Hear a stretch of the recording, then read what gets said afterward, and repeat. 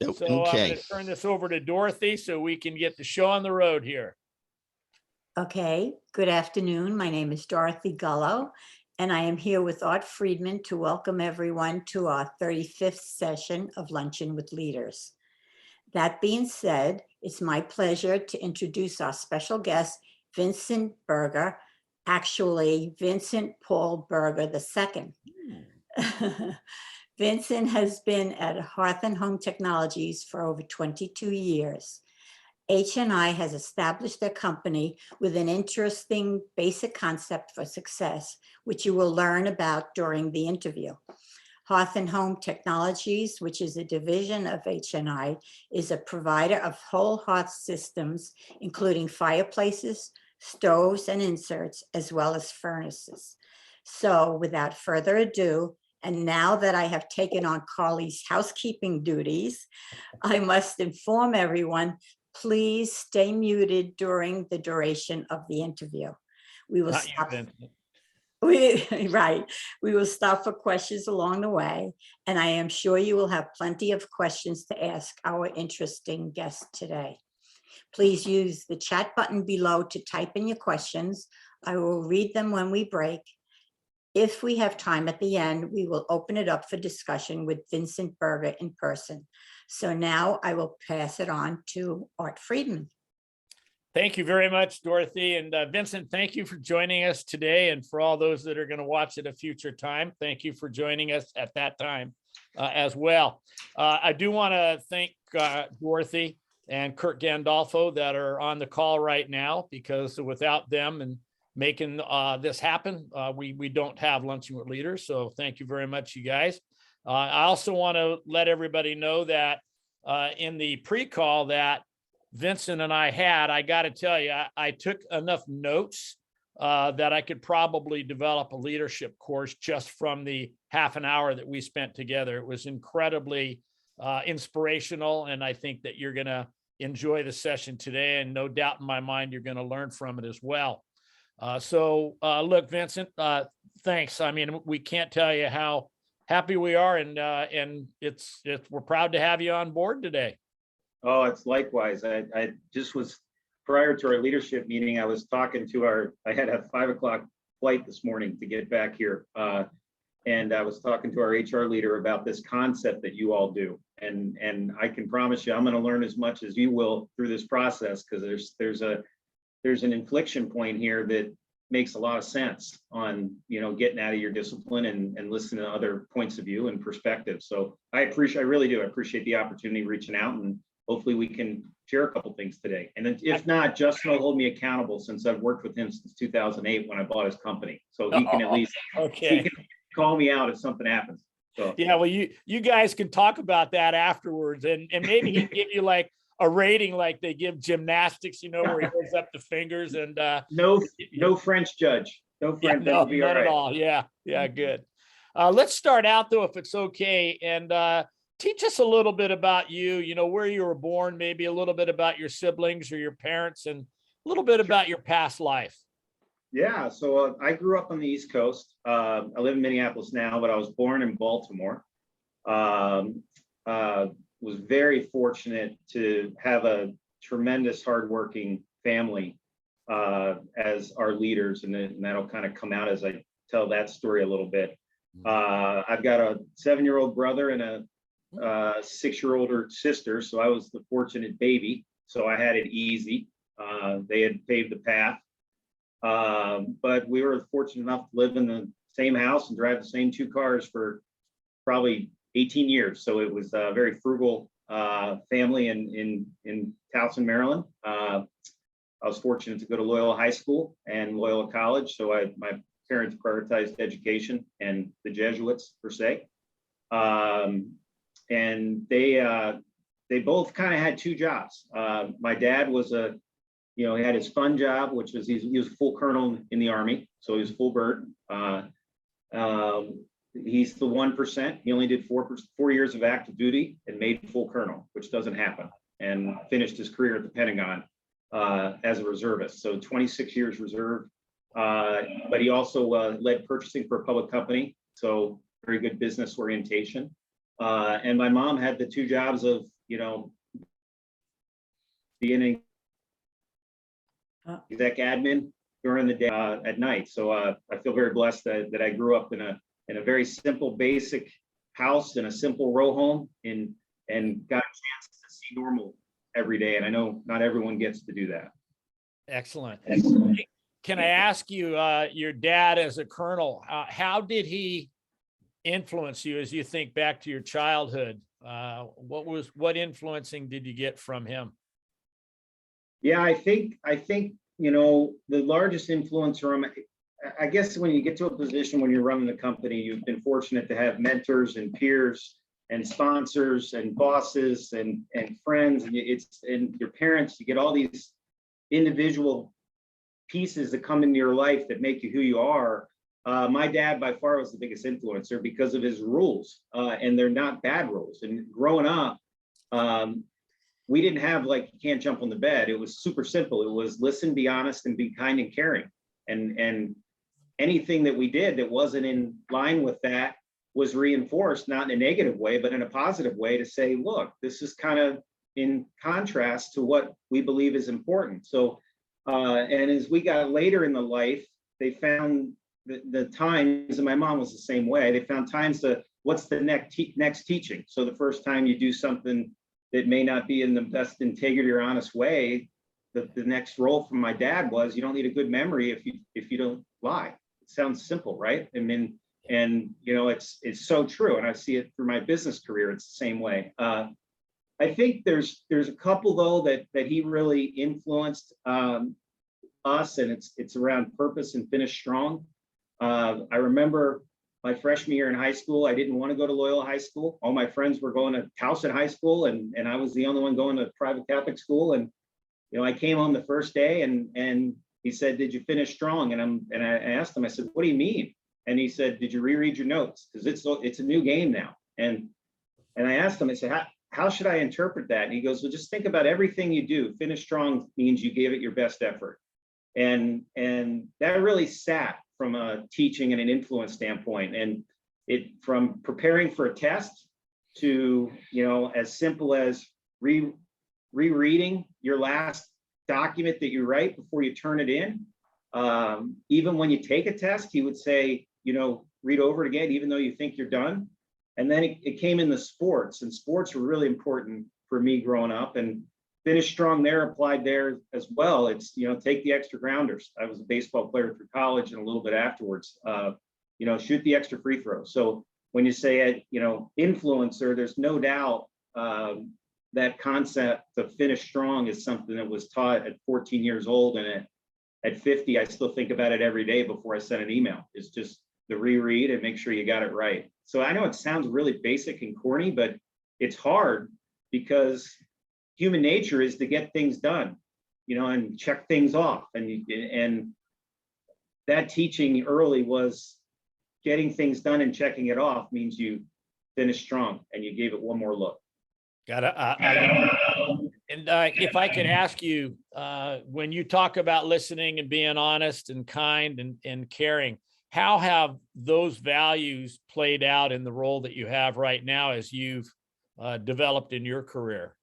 It's all about empathy, right? I mean, when we get into leadership and, what are the characteristics of it? I mean, there's thousands of books on it, but there's really only 4 basic ones when we get into that. But I think what it does is it puts yourself in the other person's shoes, and also positions you to think that you actually can learn something from everyone. I mean, I meet plenty of people that think they got it all figured out. I do not have it all figured out, Art. I'm learning every minute, every day. And I think those 3 basic rules, and we've put them through our 3 kids too, and they've appreciated it, allows us to be a more empathetic leader, and quite frankly, more qualified. Because if you don't listen, then you're not bettering yourself. If you're not honest, it'll catch up to you. And if you're not kind, then people aren't going to want to work with you. At some point, the triangle falls apart. So I would tell you they're foundational. Yeah. The triangle, what do you mean? Yeah, so I've got a model that, if you respect your boss and on the top, on the left-hand side says, you're paid fairly. On the right-hand side says you're learning. you're never going to leave. I mean, that triangle works. But if you don't respect your boss and you're paid great and you're learning, you're going to leave. You just, at some point, you're going to get frustrated. If you respect your boss, you may be underpaid and you're learning, you're probably not going to leave. So the triangle, not all sides are equal. And so that's where I think this kind thing and being empathetic is, you can be a firm, stern driver, but still have tremendous empathy. And I think that's important. That's Would what that those be an example of your dad? 100%. It's my dad's a hero. I mean, he won the Carnegie Heroism Medal. Which, 5 people in the world get per year, but you never would have known he won it. I had to find it in a drawer when I was looking for something else. Wow. But both my mom and my dad was a storyteller. It was super interesting, as you reflect, whether my dad was in the boardroom or whether he was on the shop floor, because he would do both. He was the same person. And his big deal with this empathy thing was be engaged. You're going to have a conversation. It's too easy to be distracted. And that's back to the listening thing again. It all comes back to those simple 3 little. So if we're going to, and doing that, his word he used to use is be authentic. If you're listening well and you're engaged and kind and caring, then you are going to be more authentic. And it's not hard work to do that.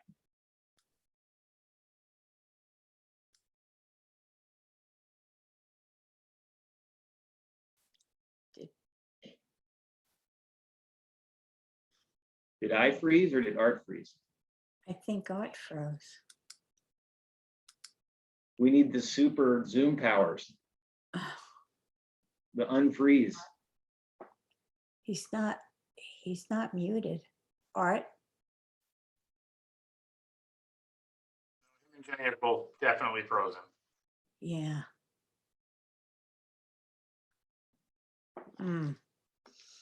He may just pop back in.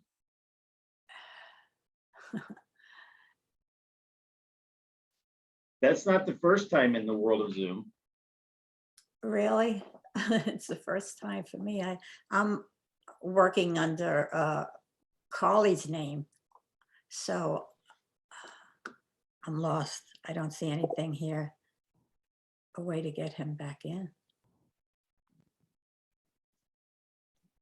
Dustin, I see you're branded today. We could jump ahead and do some of the quick questions, like, for example, what your favorite movie is. Yeah. Definitely Top Gun. Top Gun, great movie. And I know some of the questions that Art had sent to you previously was, what is your favorite book? The favorite book is Love Works.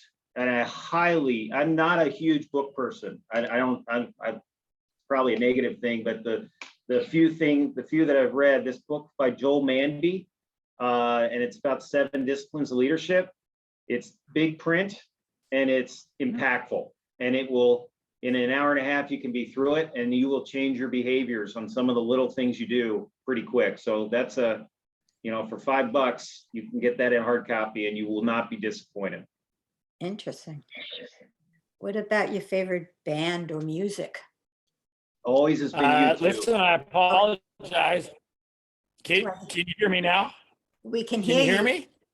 Yes. Yeah. Well, that's what happens when your internet goes down in the house and you have to switch to using your cell phone. That's how long it takes. Oh, That's okay. that's I pretty quick. apologize for that. You're like a Huh? millennial. This boomer would have taken longer. You did it Yeah, quick. that was pretty interesting. Look, I'm really sorry about that. No worries. But, All good. what can I tell you? But anyway, I just wanted to ask you one other question. And Dorothy, thanks for taking that on when I was gone. At least that's He sounds like he's what I figured was going to happen. What a spot to put Dorothy in on her second time. It's a good You thing. mentioned that you played baseball, and I was wondering what position you played. Yeah. So in college, I played third base. And Vincent, you said you played. Oh, okay. And how did your team do? we were terrible, but it was one of my 4 seasons we had a winning record. But to me, it was more about the leadership, the camaraderie, the ups and downs. It was almost, that was kind of like my fraternity in the sense of, you know, the purpose of what that was to compete. And I think it actually drove a lot of my other discipline because your time was very limited because you had to practice every day and you travel. And if you still want to do good in school, you really had to get to a schedule and basically not procrastinate. And I would tell you that baseball taught me not to procrastinate because if I wanted to be able to do it, I had to get my other work done. Outstanding. And then in your comments about finishing strong, is there a way that you applied that to how you played baseball? 100%. Yeah, it's the way I would describe baseball is being at the plate and having butterflies on my last at bat my senior year was like a 10-year-old at the first at bat. And that's because you want to succeed in preparation. So the finish strong in any sport is you're trying to, you know, it's almost like a pilot. They want the perfect landing and you never can get it. It's impossible. So you can't take enough ground balls, you can't take enough fly balls, you can't take enough at bats. And so I ended up getting into a routine to find out, you know, the amount of things you can do prior to the game before you gas yourself out, and whether it's fatigue or your arm.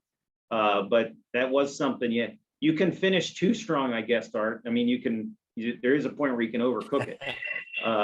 So I did actually get into a routine, you know, and make sure I was prepared.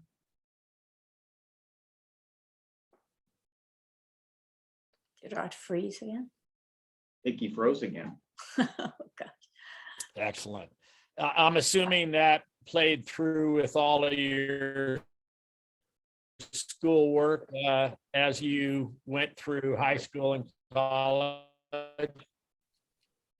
It did. I think, you know, this element of purpose went with this same finish strong. And what my parents said is, you know, when you're little, you're learning how to grow up. When you're early teenagers, you're learning how to mature. And then by the time you get to high school, things get real. And so your purpose changes. So when you get out of high school and you go to college, then your purpose changed again. You're gaining some independence. And this ties all the way to leadership. And then when you get out of college, your purpose changes again, because now you got to be independent and learn how to live on your own and pay your bills, and you don't have that backstop. And then if you're fortunate enough to meet a significant other, you know, your purpose changes again. That now, how do you find the balance? And then you have kids, and then now what are you going to give up? This whole idea of purpose changing, I think, is really important. And I talk to my kids about it, is you have to recognize when your purpose is changing personally and professionally, and you can't fight it. You have to adapt to it. And there was points where my dad actually said, you know, your purpose has changed and you're not balancing correct. I was still playing baseball through until 30. I had 3 young kids, traveled full time, and I was in a men's league. And he basically just said, your purpose has totally changed and you're not changing with it. And you need to rebalance and you need to stop and make sure you have time. And I was still going to Ravens games. So it's not that I'm proud about, but I still wanted to carry the things that I was doing that was so much fun, you know, with baseball and sports, yet I needed to spend a lot more time with my wife and kids. And so this finish strong and purpose, and it's the same with business. When you become an individual contributor, your purpose is to go be be the best at your discipline. When you start taking on management, your purpose has changed. Okay, what am I going to do versus lead? And then when you take on director roles and VP roles and SVP roles and EVP roles and president roles, every time your purpose has to change. And recognizing that, you know, early in my career with the help of my parents, I think has helped me. And I haven't done it all right, but it's easy when you see you're failing at it to say, oops, you know, I'm out of balance. So they kind of go together, this finish strong and purpose. And I'm seeing it right now. My 3rd child's going to TCU, so I'm gonna have 3 in Texas. And now it's my wife and I. So now, and good news is we date a lot, so I'm not worried about it. But the purpose is changing because no one's gonna be home. And so now how do we want to handle that differently? Yeah. So It'd be an empty nester. Correct. Yeah. Can you tell us about your journey from when you graduated from school to becoming the president of Hearth and Home? Yeah, it's certainly, in 1994, I didn't think I'd have a chance to run $1 billion company. I can promise you that. So it's not like I sought out to go do it. I think there's 4 key elements that if I wanted to get across on the journey, one, and I'll tell the journey, is it's not linear. Super important. 2, you have to get out of your discipline. 3, you have to be willing to let go. And then 4, what I've learned is some of the greatest things in life are scary when you jump in. So foundationally, those are the 4 things that would tell my story. And the way it goes is I'm a recovered CPA. So I'm an accountant. So I practiced public accounting in Baltimore. And one of my clients was a company by the name of Tholman Eastern. It's a tongue twister. And they're a fireplace installing distribution company. They bought fireplaces from a manufacturer. They installed them in the builders' homes. And it was a relationship business. And I was fortunate enough to get hired by them. One of the owners was an ex-CPA too, and he figured a way to get to my wife and talk about divorce rate and work-life balance, so what happens in public accounting. So my wife elected for me to go work for this company, and that was 1997. 25 years later, I'm still here. So, and this is kind of how it played out. So the first couple of years after working there, we ended up selling it to this company called Hearth and Home Technologies, which is who I work for today. I spent a few years in finance, still playing so basically went from public accounting to general accounting. And the president came to me of Hearth and Home and said, from an individual development plan, so I was super young at that point, you should get out of finance and try operations and learn lean. And I said, I don't know operations and I don't know lean. And he was the one that said, get out of your discipline. And we took a couple tests. There's the Raven test and your problem-solving skills that we all go through. So I guess I scored high on a couple of these things for them to fly in and say, we want to try to do something different. So I spent the next couple of years in operations for our distribution business.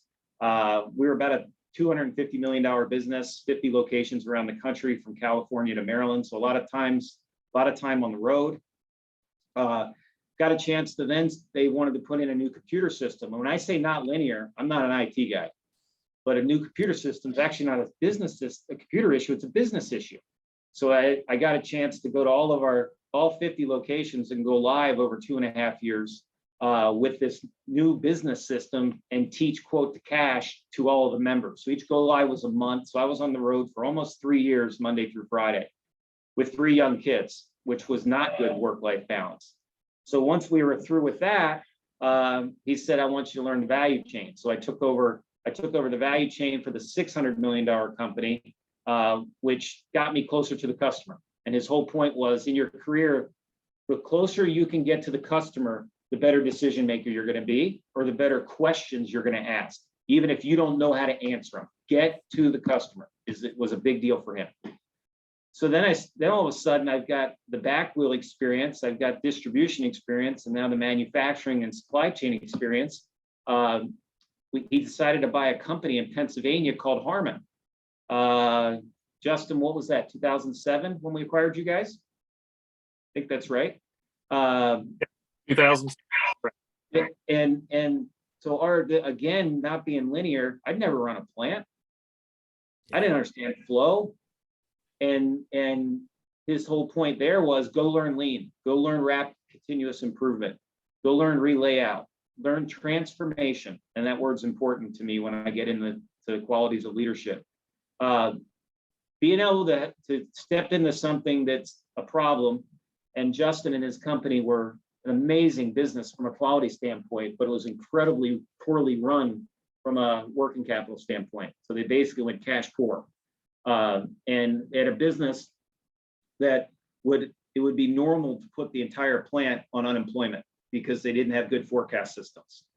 So I walked into a huge opportunity of how do you reshape a business with a culture of people in central Pennsylvania that could not have wanted to work harder to get it right. So I was blessed. I got put in something I knew nothing how to do, I didn't know how to run a plant. I know how to read a P&L and understand process and understand people. And he said, that's all you need to do. Go apply those talents and then go learn the business. So I was able to do that, and for about a year, and we transformed them. They went from losing 4 million to making 10 million in a 12-month period. And it was quite a transformation. It absolutely could be a Harvard case study. And it's not me, it's them. It's what they were able to pull off. I may have helped a little bit with the vision and setting the goals, but no better testament on this call to tell that story than a Justin Kaufman, because he lived through it. And they thought I was crazy, when I told them what we were going to do. And that's my set big goals point. But if you do what you say and you follow up and you hug and love your members, then you can get through anything. And that company did. So then the market was really bad. If you guys remember in 08, 09, our company went from 600 million to 282 million in revenue. We went from 3,000 employees to 1,000 because 80% of our business was in the new home market. So our president said, if you're going to be the president, you're going to have to get to Lakeville, Minnesota. And I'm like, I don't even know where that is. It's a flyover state. Why would I want to go to Lakeville, Minnesota? And so we moved our family again to Minnesota, and I became the CFO. And his thought process, if we're going to have to contract this business, he was looking for someone that's run distribution, that understands lean, that's run manufacturing, supply chain, because we're going to have to touch all parts of the business. So we did that for a few years. So now I've done 5 jobs that I didn't think I could do, all in vice president level roles, all scary, to be honest with you, Art. Each one, I wasn't sure if I didn't have the confidence necessarily to say, but it gets back to the point of, go back to your roots of what your management leadership style is and stay consistent with it. And be vulnerable, be transparent, let them know what you don't know, and soak it in. So we were very fortunate that we were able to save the business and never had to go to the bank. I mean, it's something I'm really proud of, that we were able to manage a 75% reduction in housing and still pay a dividend every quarter to our shareholders. And to think that we're able to do that in that environment, so amazing. So then he said, I need to get you to the front. So then I left finance. I left running all of our plants. So I was running all of our plants and finance for 10, 11, and 12, and I took over the front. And that was eye-opening of this is my point about learning to let go on the 4 qualities of how do you get there, of not linear, get out of your discipline, willing to let go. So I had to leave everything I had learned, finance and operations, and say, okay, that's in the left. It's not in the frontal lobe anymore. It's in the back of the brain. And then go learn customer. And then our company, before you become president, has a 30-year history that you get sent away for a period of time. So our prior CEO went to Harvard in 1993. Our prior president went to Harvard in 2003. And then I went to Harvard in 2014. And you get an advanced management degree. It's 8.5 weeks long. It's 24/7. You don't get to come home. You do basically a full year of their executive education for an MBA, and you do it in an 8.5 week period.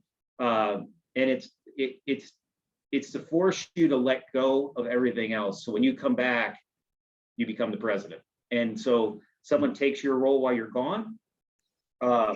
It's been a proven track record for us. I'm not going to say it's fun. Yeah, I mean, it's like, oh, you have to go to Harvard. Well, yes, but it was a tremendous sacrifice for my family, and to be gone that long. And the way we described it was like military deployment without risk, because you're not in harm's way or theater, but you're hard to get a hold of and you're not available. But I was very grateful that they did that. And then the company was fortunate enough to let us have a 12-month kind of carryover between the prior president and me. It's just another example of the investment in the company. So I got to sit in the seat with my co-pilot that's been doing it for 20 years in my ear to say, hey, no, ask this, and it certainly made the transition a lot easier. So that's why I would say it's not linear. I mean, I ended up holding roles in finance and operations, procurement, legal support, HR, sales, manufacturing, supply chain, and engineering leads. And I was an accountant. So it's fascinating, if It's the same butterfly feeling I talked about, my last bat in college. You have butterflies when you go into a role that you've never done before. Yeah. So I'll tell you one quick funny story about Halifax. They obviously didn't know they were going to get acquired, this Harmon brand, and Justin was in the audience that day, and obviously I don't know him at the time. Yeah. And we get through the, hey, it's going to be good, and this is what good, and you prepare for all these great questions as a leader. 2 questions were asked. The first question, are you going to move here? I don't know if Justin remembers this. You got 250 people. I'm standing on a picnic table, and I'm like, this is my point is, as a leader, you never can prepare enough. Okay. Are you going to move here? Fortunately, I'd already bought a house. Thank God. I'm like, yes. So I'm like, okay, I dodged that one. And then the second question, and I've got butterflies out the wazoo. Can I do the job? These people are they going to follow all this stuff? The second question was, what kind of car do you drive? I'm like, you can't make this up. And do you remember this, Justin? I do. And I said, Acura MDX. This guy in the back with the beard goes, that ain't gonna work. It's an American truck. One month later, Justin's dad retires, and I'm driving his F-150. Oh, I love it. I think it's the only. Great. But I think from a leadership standpoint, the learning there was back to this listening and, adapt to your environment, situational awareness. It was a little bit humbling because I was running a $600 million supply chain, and I was asked to go run a $50 million business. And a lot of people would say, wow, I went backwards. It's the exact opposite. It's not like the company's I got a great line from our president. So I'm coming off of the senior team, and I'm going to go run a plant. And I go, should I worry about that? He goes, it's not like we're going to forget about you. Go learn the disciplines of manufacturing flow in a small petri dish, because you can apply those same disciplines to a big petri dish. So I guess from a leadership learning, sometimes taking a smaller job and scope is actually good because it gives you a different perspective. That was my learning from that. Vincent, there's so many different things that you said that I made notes on it, and now we're already starting to run out of time, but I got a couple of questions. There's 2 things you mentioned. One is that you got to get into the discipline that's outside of your comfort zone. And I'm assuming something here, but in any business with anybody that wants to get into senior leadership, I'm assuming that you would think that would be important. In other words, if they're in HR, they got to go into operations. If they're in operations, they got to get into merchandising. If there's in merchandising, they got to get into HR. Would you agree with that for a senior leader? Every one of my leaders, and Art, you and I talked about this a little bit on, when you're running a business this size, you can't be in everything. You just can't. You got to, where are you going to add value? And it starts with your team. So I'm a firm believer. The answer is yes, by the way. Every one of my 7 directs has had other roles in other areas, in other disciplines. And the same company though, right? Same company, correct. My head of my stove business unit has run sales, marketing, and product. My head of my fireplace business unit has run finance, sales, marketing, and product. My CFO has run our distribution company. Our HR person ran operations and IT conversion for CHS. So yes, everyone. But I think what it comes down to, leadership's pretty basic. Are you self-aware? The Jesuits wrote this book 2,000 years ago. We shouldn't overthink this. It's so simple. Are you self-aware? Are you empathetic? Do you believe in ingenuity? And can you set big goals? They use a couple different words, but it's very, very basic stuff that we all have to do. Well, that's leaders, but that's not executive management. Executive management has to take those same 4 competencies and take it up a level. I got a chance to go to CEO Perspectives, which is a 9-month program run out of Chicago, which is 30 to-be CEOs get elected into this or buy into this. And you spend 2.5 days a month for 9 months with the top 50 CEOs in the world. And they basically unplug. Let's do digital disruption. Let's do ethics. And what I took so many notes from that case, or those cases that year on these CEOs and how, and it's all confidential, so they can, you're not allowed to talk about the specifics. That way they open up, and it's the CEOs, that's what's crazy. I mean, you're talking about the largest top 100 companies, 50 of the top 100 companies in the world. They stepped it up for me to say, this was 2018, which caused me to make a management change. Not only do you need those 4, there's 4 more. You better be a functional expert. You can't sit on a senior team in a learning environment. You really have to absolutely know what you do. You want to develop to it, not develop in it, is the point. You got to have strong financial acumen. Every one of my leaders can read a P&L and a balance sheet. They understand the financial levers. They're willing to do the trade-offs. They understand unintended consequences. The third is customer centricity. And I think this is different than empathy. Empathy means you care. Customer centricity is you have a continued passion that whether there's an internal customer or external customer, that there's an unfilled need. And it comes from the heart, just like lean. You can't teach it. You either have it or you don't. And the fourth, and I think it's the most important, is you have to have proven you've done something transformational. And the reason why that's so important is you want your team, and this is where I was missing, to bring you the ideas. You want them to have the blue sky and say, hey, what we can do. And when you get someone that has the basics of leadership and is an expert, strong financial action, cares about the customer, and will bring the breakthrough change, then you can say your team's arriving. And that's ultimately, to do that last one, you have to have had multiple jobs. You can't be in one, you can't have just one discipline to be able to do that. So let me ask you then, how would you address a person in your organization that is extremely capable, but really doesn't want to take on responsibilities in other areas of the company, and they really like what they're doing right now? So that we do that through our 9-box process. This is something I learned at Harvard with Jack Welch. So the way Harvard works is you do the business case, they do the business case on FBI, then Bob Mueller comes in and teaches it to you. You do the business case in government on Mexico, Felipe Calderon, the president of Mexico, comes in and delivers it. We do the case on GE, Jack Welch walks down the aisle and he delivers the case to you. So it's very unique where the actual person, the way they do it, the actual person that created the case idea is the one teaching it. And Jack taught us this, your exact question. He basically said, your time's limited, any way you look at it. And the only place as a senior leader you should spend your time on are your members, your customers, and innovation. And I want you all to look at your calendar when you get back. And if there's anything that's on your calendar that doesn't tie to your members, customers, and innovation, don't go to the meeting and spend that time on your members, if there's anything. And so it was a great way to simplify your day. And the second thing he said is, you better have 50% of your day on schedule. That'll allow you to spend more time where? Your members, customers, and innovation, just to go ask questions. So it's a very simple concept. And his point about what you just said is get deep with your 9-box, get really deep. So we have 100% of our non-direct workers go through 9-box exercise. IDP planning, we have an app that's actually called Structural that allows the member to put in all their history, what their individual development plan is. And then we have talent management process that runs every month that goes through all the different departments. So I'm 550 deep into my organization that I have seen within the last 2 years, where they are in the 9-box and what they desire. Will I remember all of it? No.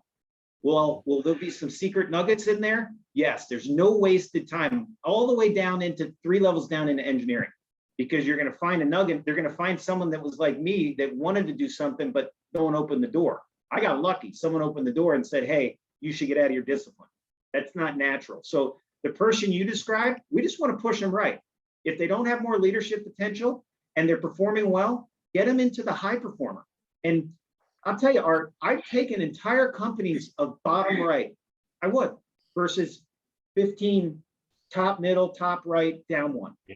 Everybody wants to talk about the green. Our leaders can go spend time with the green. I want to talk about the yellow and how do I get them right? And for the few that do want the additional leadership, what are the 1 or 2 or 3 things they need to be able to get to that next role, which then causes you to do something different. Sometimes you got to create a job. If you have that high potential, you talked about the high potential that didn't want more aspiration. Let them be your benchmark. How about the one that does, but they're blocked? That's the bigger issue in business. And sometimes you just have to say, I'm going to create a role from a development standpoint. And we've got a good track record of doing that, because the last thing you want is your strong performers that want more leadership leave because they're blocked. Now I've lost some, but they also have come back. So the 9-box, talent management process, I think, is a lean weapon. And as a leader, all of us get as far deep into your organization as you can. It is not a waste of time. We use Japanese consultants to help with some of our lean events, and I follow them around, and sometimes I'm like, God, this is such a waste of time, until you get that nugget. It's like Wednesday at 10 a.m. something happens, you're like, got it. To me, that's what 9-box is. Got it. So you use the term members, and I just want to clarify, are you talking about that as your staff? Yeah, so this is very unique for our company. We don't have employees, we have members. We don't have HR, we have member community relations. Our plants are in communities, so we try to associate us as members, and every single member is a shareholder. So, people want to know, why did Hearth and Home do so well in COVID? So we grew $250 million, Art. So it's a publicly traded company, you can see it. We'll make 160 some million dollars this year. How are they doing so well when all the competitors are falling down? And our members, I only had 2% call out. That wasn't because of me. They're all employees, but they're members, they're member owners. We have a member owner culture. They get cash profit sharing. They get 401k stock match with that. They get 2% stock on top of that. So it's a brilliant thing that was done 80 years ago with the founding fathers, that we want to pay our members first. So before the dividends even paid, cash profit sharing is paid. So every member, it's the most unique thing about this culture. Every member right now, for the past, I don't know, Justin, 40 quarters, has been receiving cash profit sharing. It's simple math. You take your return, divide it by 3. And so they're getting 7 and 8% in their check every quarter with cash. And then at the end of the year, we put another half of that in their 401k. So our members are getting close to 15% above market between cash, 401k, and match. And that's whether you're shooting screws or you're the president. It's the same formula. Yeah. It's it's the secret sauce of why we perform better, is our member owner culture, because they didn't take the government money. I may have had 10 out of 1,700 direct employees. So I feel very blessed that we have a culture that was built on something, not to deal with what we dealt with, but it lasted it.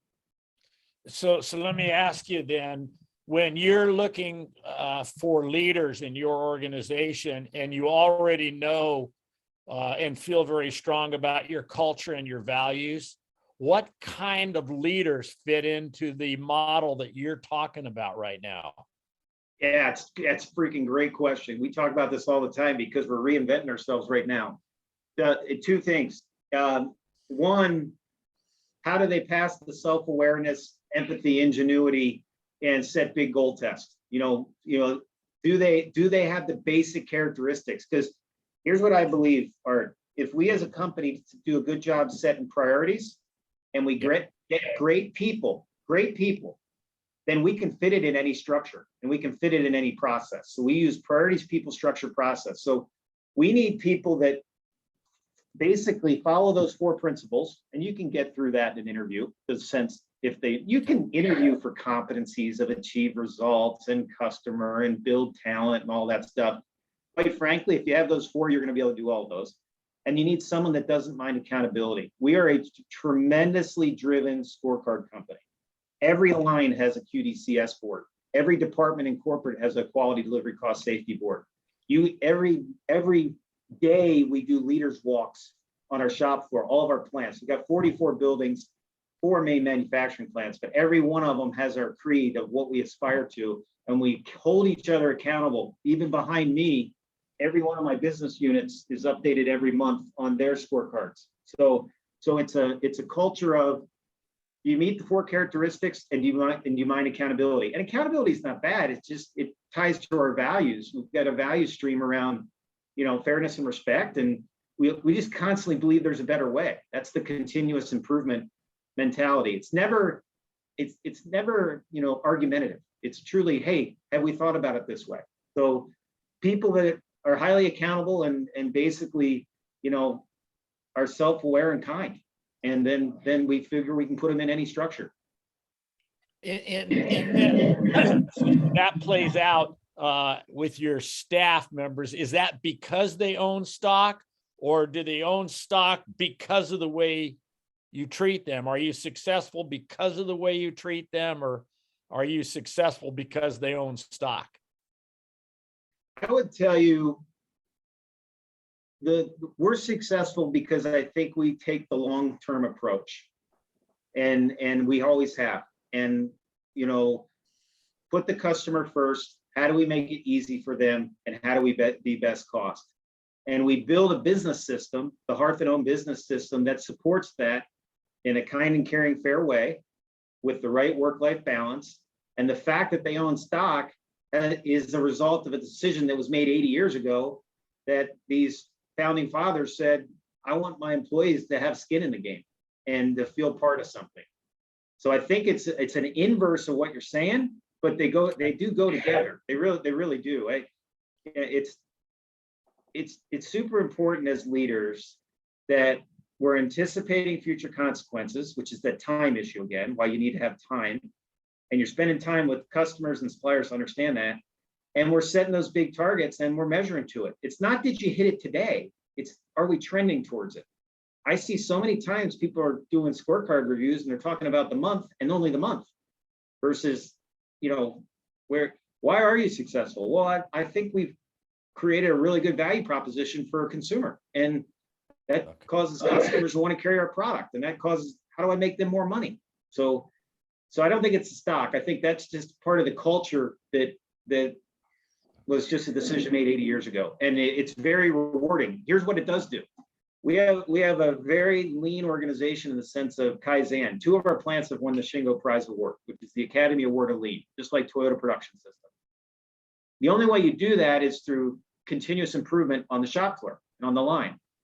Our employees average more than 20 Kaizens a year. 20. Why do they do that? Because they know it's going to make it easier for them, and it's going to make us more money. If they make more money, if we make more money, what happens? They make more money. It's a circular, self-fulfilling prophecy that keeps going and going. And the member on the shop floor would tell you that. Hey, if I can drive productivity and efficiency, it's going to be good for all of us.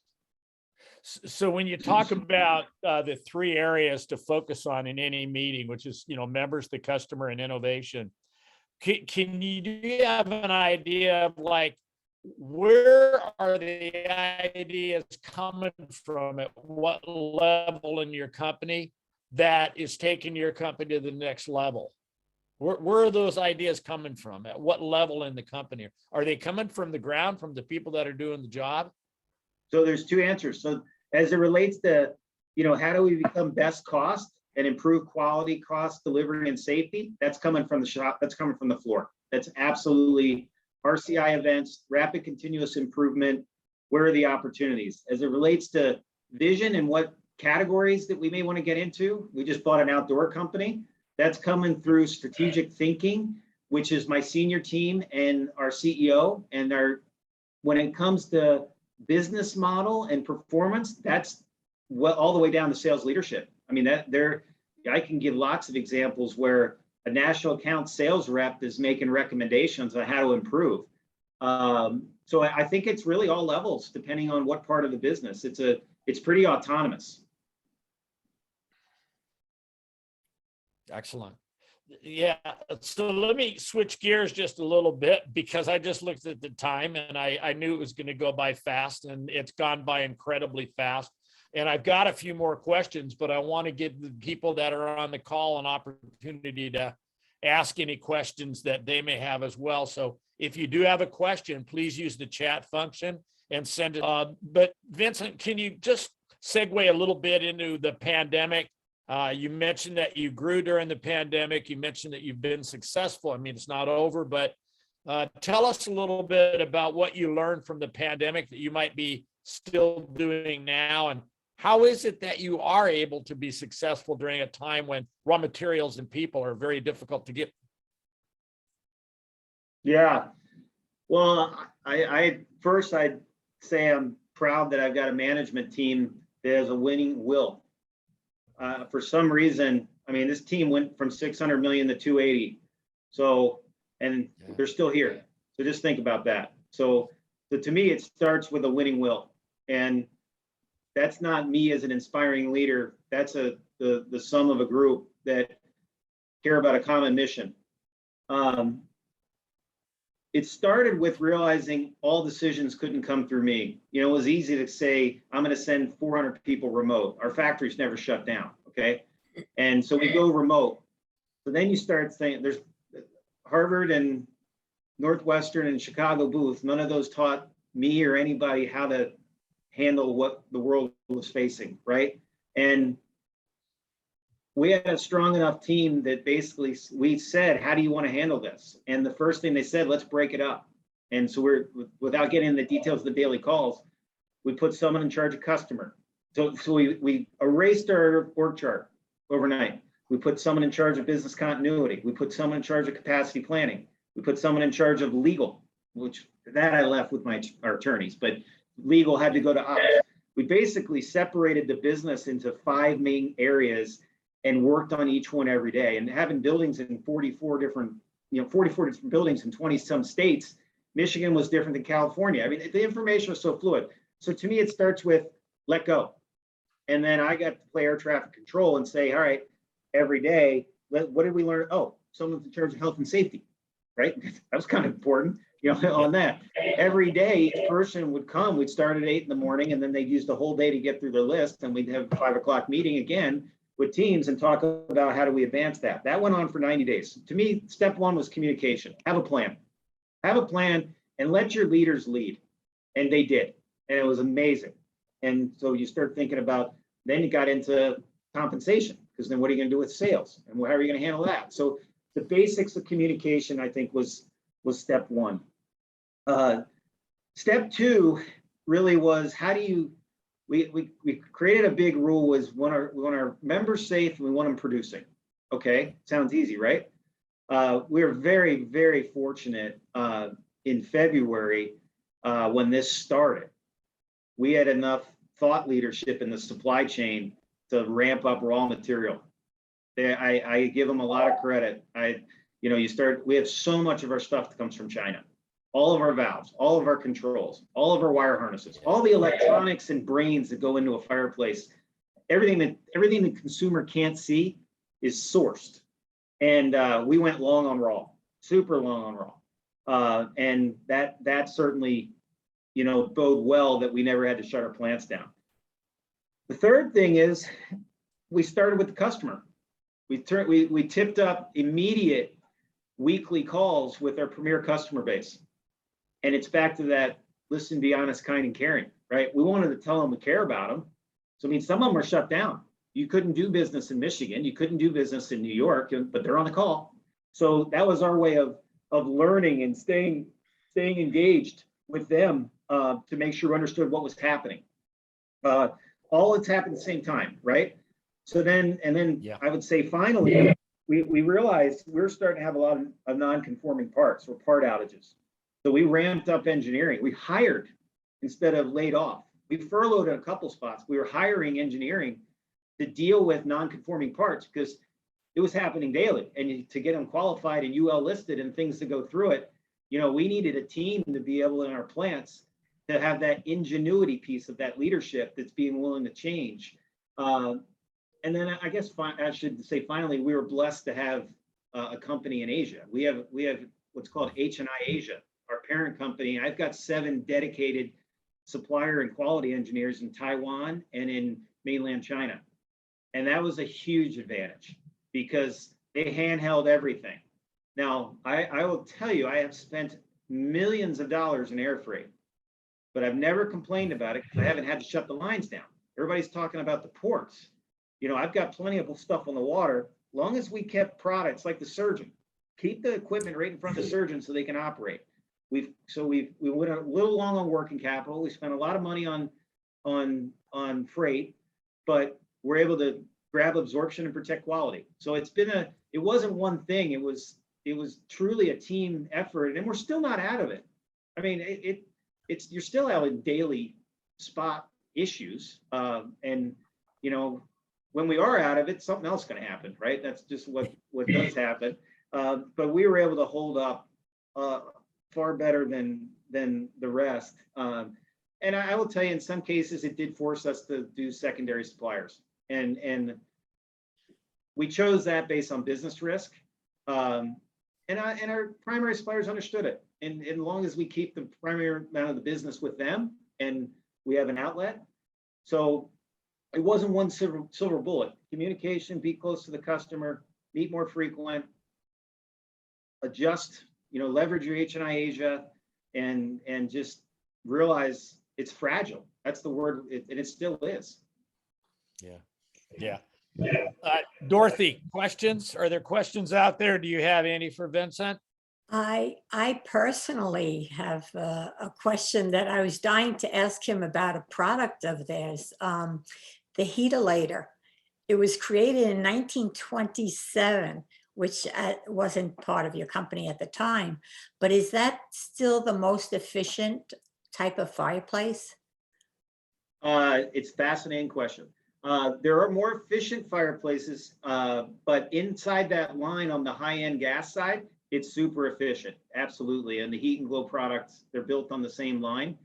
It's an amazing story. It's an example of our culture. In 1981, this company was failing in Mount Pleasant, Iowa. They actually started out east and they moved to Iowa. And the culture of the Midwest company said, hey, you have similar values. We have similar values. We're an office furniture manufacturer making recipe boxes and file cabinets. You bend steel, we bend steel. Maybe we can help. That's what got us in the fireplace business. It's the funniest thing. I mean, it's just, it had nothing. There was no purposeful strategy. No purposeful strategy. It's interesting. And so yes, they certainly still do make super efficient gas fireplaces. They make alterable, not efficient wood burning fireplaces. They're still the most recognized brand by builders, and we're happy that we own them, and that someone in Muscatine, Iowa cared about people in Mount Pleasant and said, let me go get in this business. So that little $10 million company is now $930 million of That's Hearth and Home. amazing. Yeah. That's a great And story. there is just one more thing that I'm a little confused about. I know your furnaces can use biomass fuel, and since plants produce biomass through photosynthesis, does that mean you can use plants for fuel? No, I think on the biomass, what they're really referring to is wood combustion and pellet.